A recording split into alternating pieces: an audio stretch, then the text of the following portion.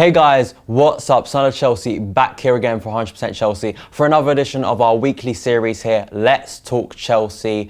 So we take topics off the internet relating to Chelsea and discuss them, so let's get to it. The first story is about Jose Mourinho. Now apparently Monaco have come in this week to try and get him out of Chelsea, try and buy him from Chelsea. 35 million bid was reported from the Daily Mail, but Monaco themselves have come out and said one of their main shareholders has actually come out and said this isn't true, that they actually haven't bid for him. There was reports that Abramovich had rejected it but said if you come back with a 71 million bid, we'll take it.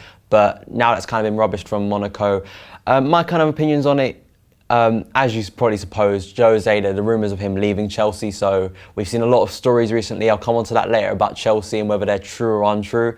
This is one of those that we've heard kind of a contradiction, so it's kind of hard to tell, but the one stance from Chelsea is they're not letting Jose Mourinho go. So that's what we can take from this story. The second story is about captain, leader, legend John Terry. We've actually got two stories about JT today, but we're going to start with the first one, which I think is one of the best things I've seen, not just this season, just in football. John Terry, in the pre-match press conference for Kiev, basically owned Robbie Savage. Basically went in there, he was talking about how he's taking criticism as a player, and he hasn't played as well this season, but he saying that he takes criticism from the likes of Gary Neville, Jamie Carragher, Rio Ferdinand, and kind of saying, I do listen to it because these are players who have played at my level, who have won as much as me, have done so much in a game. And I thought that was really good from JT. But then he says, you know, when people who have played at a bad level, who haven't done as much, are criticising me, he says, I don't take that. And then he name calls, drops the name of Robbie Savage, and all the journalists laugh it up, I'm sure as many of us did. And one of the things I noticed on Twitter, the reaction was even people who despise John Terry were finding this funny. That shows you the opinions of Robbie Savage. Now, Robbie Savage didn't have a good career, and that's just true. And let's be bluntly honest about this, as I am. Robbie Savage was known to be a dirty player. He's known more for the challenges and the tackles and the fouls he made than what he actually did on the pitch. And when he goes on TV and he calls himself world class, you know, you're just not helping yourself. And, you know, criticise a player like John Terry. John Terry's called him out. He's owned him. There's nothing really Robbie Savage can do. There's this kind of crappy kind of response on Twitter saying that, oh, I'll analyse his performance. Well, analyse his performance against Kiev because it was absolutely brilliant. So he isn't going to have to say anything on Saturday.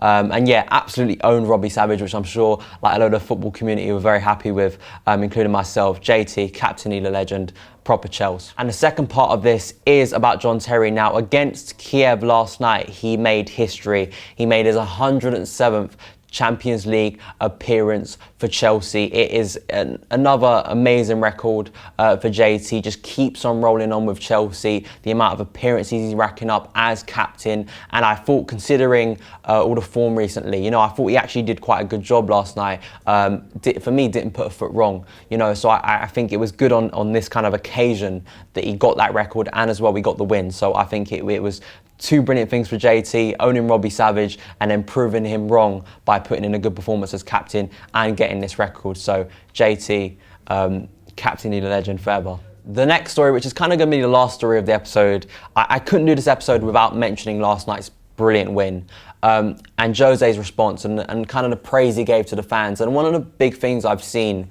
come out is the support and kind of the praise from even the media, people who aren't related to Chelsea, actually giving some praise for Chelsea fans and the support of Jose Mourinho through this difficult period. And I think, thank God, it's about time. It is about time that Chelsea fans got a bit of praise for once, because we have been absolutely so loyal to Jose that you can see the video on the channel, My Matchday Experience, just that. I still have goosebumps thinking about it now, that when we were singing Stand Up for the special one, the whole crowd, the atmosphere apparently was really good on TV. So I'm happy it came across like that, because in the stadium it definitely felt like that.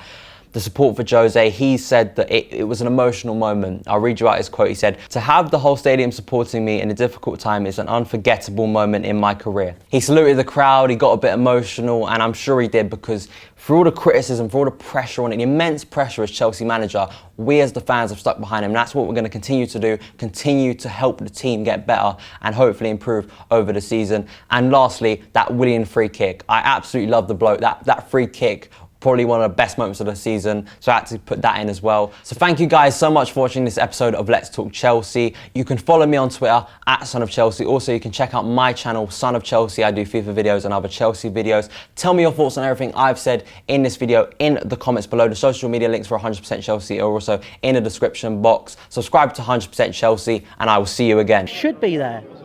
We should be there. And Willian was having to try and do stuff on his own all over again. It was happening again. I don't know what to say anymore.